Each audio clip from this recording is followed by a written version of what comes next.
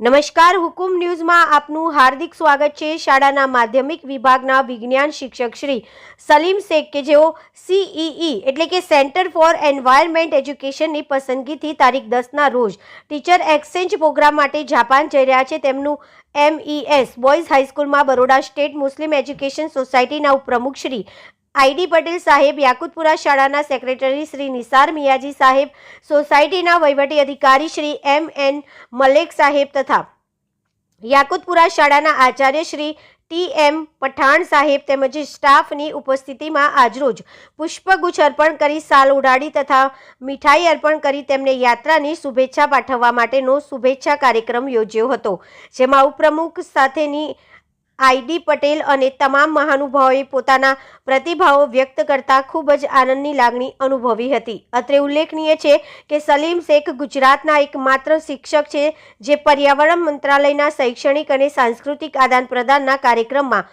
10 દિવસના વિદેશ પ્રવાસ પર જઈ રહ્યા છે। અત્રે એ પણ ઉલ્લેખનીય છે કે સમગ્ર ભારતમાંથી આ કાર્યક્રમ માટે માત્ર 9 જ શિક્ષકોની પસંદગી થયેલ છે।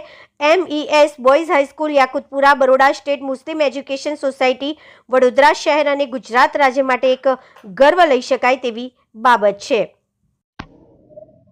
જી સલીમભાઈ, આપે MES બોયઝ અને સમગ્ર ગુજરાતનું ગૌરવ વધાર્યું છે, સંદેશો શું આપશો? હું શેખ સલીમ MES બોયઝ હાઈસ્કૂલમાં ટીચર છું, સાયન્સ ટીચર છું। ACCU અને CE દ્વારા જે ક્લાઇમેટ ચેન્જ છે અને પર્યાવરણ વિષય છે એના પર કામ કરે છે આ સંસ્થાઓ। એ લોકોએ સમગ્ર ઇન્ડિયામાંથી 9 શિક્ષકોની પસંદગી કરેલી છે।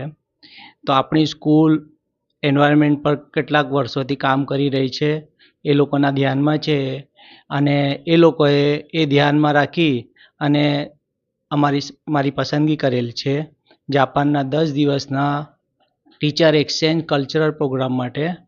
તો ત્યાં જઈને અમે લોકો ઇન્ડિયન કલ્ચર અને એજ્યુકેશન પોલિસી ત્યાંની ઇન્ડિયાની